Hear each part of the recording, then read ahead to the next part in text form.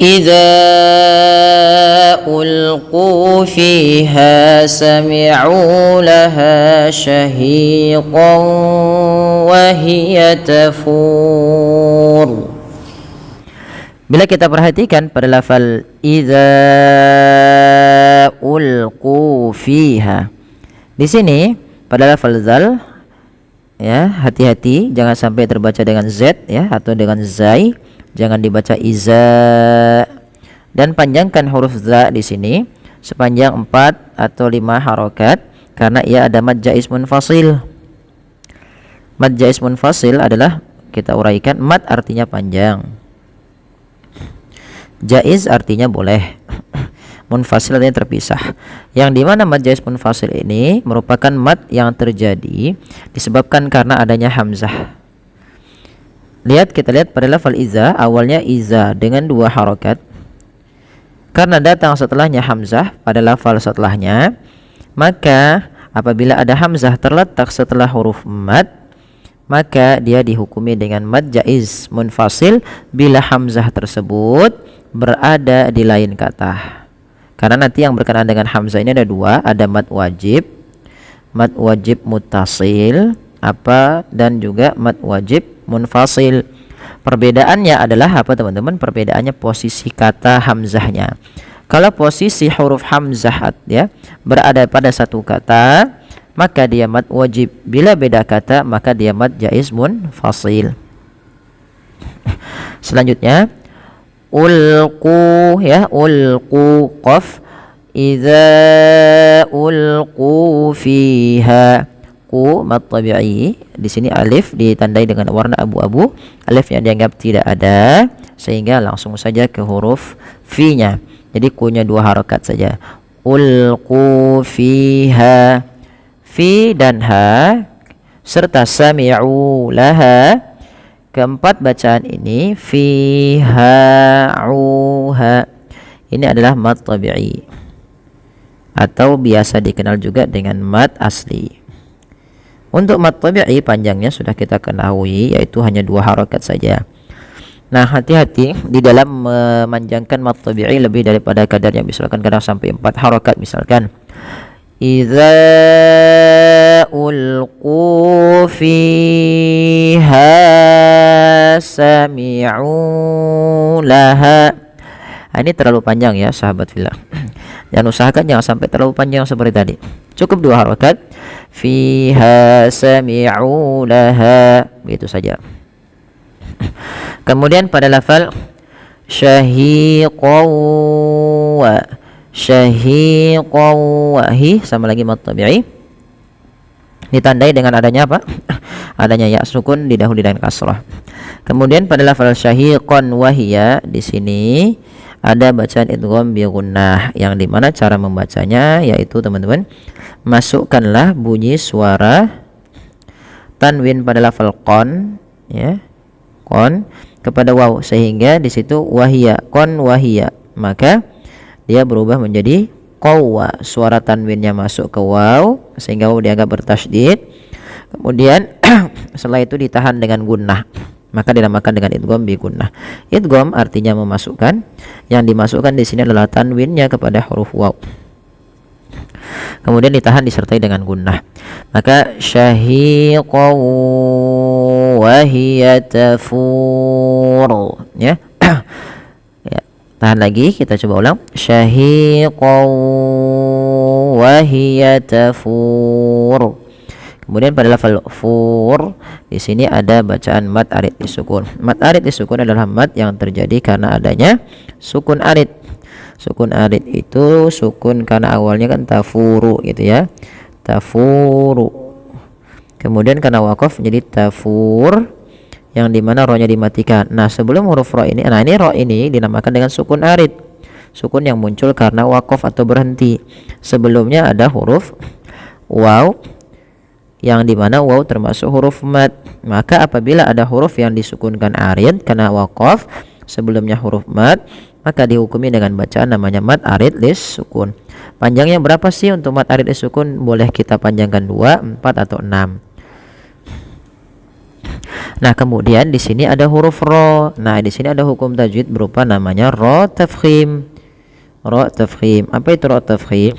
Ro yang dibaca dengan tebal disebabkan karena sebelumnya huruf ro ini dimatikan dan sebelumnya ada huruf dhammah, yang dimana ketika ada huruf ro sebelumnya huruf dhammah maka dia dipanjangkan sepanjang dibaca dengan tebal ya, dibaca dengan tebal. Baik, kita coba ulang lagi ayatnya dari awal idza ulqu sampai akhirnya. Idza ulqu fiha sami'u laha syahiqan wa hiya tafur takadu tamayyazu minal ghayz كلما ألقي فيها فوج سألهم خزنتها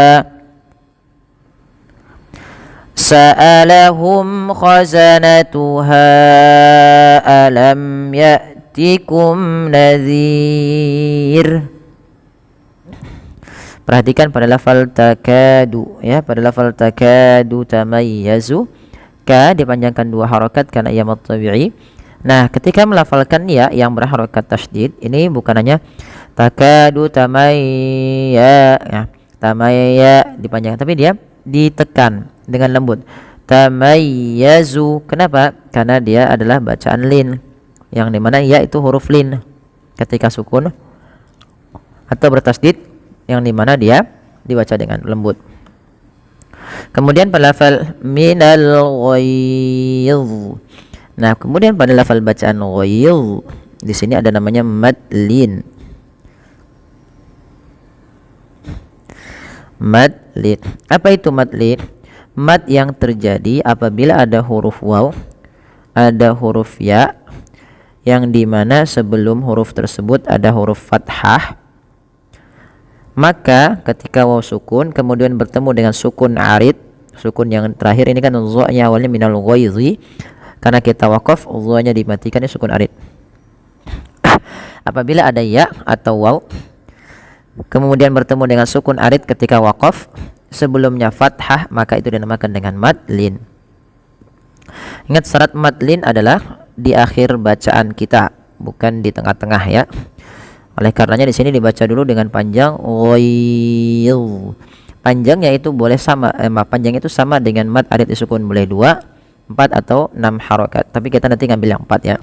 Kemudian hati-hati dalam lafal dha tidak dibaca ghayz ya, tidak dibaca ghayz. Maaf, tidak dibaca ghayz gitu ya. Tapi dia huruf dha ya. Minal ghayz. Ya, dia huruf dha ya, huruf dha. Bagaimana caranya? Ujung lidahnya nempel dengan gigi sari atas. Kemudian setelah itu pangkal lidah kita angkat untuk menebalkan huruf dha dan lekatkan lidah kepada langit-langit atas, karena huruf dha juga ada sifat idbaqnya. Baik, kita coba ulang. Takadu tamayyazu minal ghayz. Kemudian pada lafal kullama ulqiya fiha, ulqi ya, ulqiya fiha. Pada lafal kullama di sini ma-nya dipanjangkan 4 atau 5 harokat karena adanya mad jaiz munfasil lagi. Sebab terjadinya karena adanya huruf hamzah yang datang karena maaf, sebab huruf hamzah yang datang setelah huruf mad. Kullama awalnya 2 harokat karena adanya hamzah, bertemu setelahnya hamzah setelah huruf mad, maka dia panjangnya 4 atau 5 harokat, maka dipanjangkan dulu. Kullama ulqiya, ulqiya ya, tipiskan huruf u, ulqiya lam tipis. Ini harus usahakan jangan dibaca ulqiya, ulqiya, tapi ulqi, qi, ulqiya fiha ya, ulqiya fiha, kasrah disempurnakan kasrahnya. Kemudian pada lafal fiha, fa hati-hati jangan dibaca piha. Jangan dibaca dengan P tapi dengan F ya. Fiha, fiha. Kemudian fi dan ha kedua-duanya mad tabi'i yaitu panjangnya 2 harokat. Faujun ya, faujun sa'alahum. Pada fal faujun sa di sini ada bacaan ikhfa hakiki yaitu cara bacanya suara junnya samarkan ke huruf sin. Faujun ya, faujun ja ji ju. Faujun sa'alahum sambil ditahan nya 2 harokat. Kemudian sa'alahum khazanatuha. Mim mati bertemu kha, ada izhar syafawi dibaca dengan jelas suara mimnya tidak ada tembel-tembel penahanan. Kemudian pada lafal khazanatuha alam ya'tikum nadhir. Sama ha ini dibaca sebagaimana ketika kita membaca kullama ulqiya fiha karena dia ada bacaan mad jaiz munfasil yang sudah kami jelaskan dalam lafal kullama ulqiya. Kemudian alam ya'tikum mim mati ketemu ya, mim mati ketemu nun. Nah, kedua-duanya ini namanya izhar syafawi. Izhar syafawi hurufnya banyak, ada 26. Kenapa? Karena 2 hurufnya sisanya huruf hijaiyah itu mim dan ba termasuk daripada hukum yang berbeda, bukan izhar syafawi. Kemudian pada lafal nazir. Nah, di sini ada bacaan namanya kita kenal dengan istilah mad arid lis-sukun, mad yang terjadi karena waqaf di akhir bacaan kita dan juga ada sukun arid karena waqaf tadi ya, bukan sukun asli. Nah, kemudian lafal ro terakhir ini ro-nya dibaca dengan tipis, kita kenal dengan istilah ro tarqiq. Maka jangan sampai dia menebal huruf ro-nya. Contoh tebal gimana? Alam ya'tikum nadhir. Harusnya nadhir tipis saja. Baik, kita coba ulang ayatnya. Takadu tamayyazu minal ghayz kullama ulqiya fiha faujun sa'alahum khazanatuha alam ya'tikum nadhir. Ya, sadaqallahul azim. Alhamdulillah, mudah-mudahan bermanfaat bagi sahabat fillah. Kurang lebihnya mohon maaf. Wabillahi taufiq wal hidayah. Wassalamualaikum warahmatullahi wabarakatuh.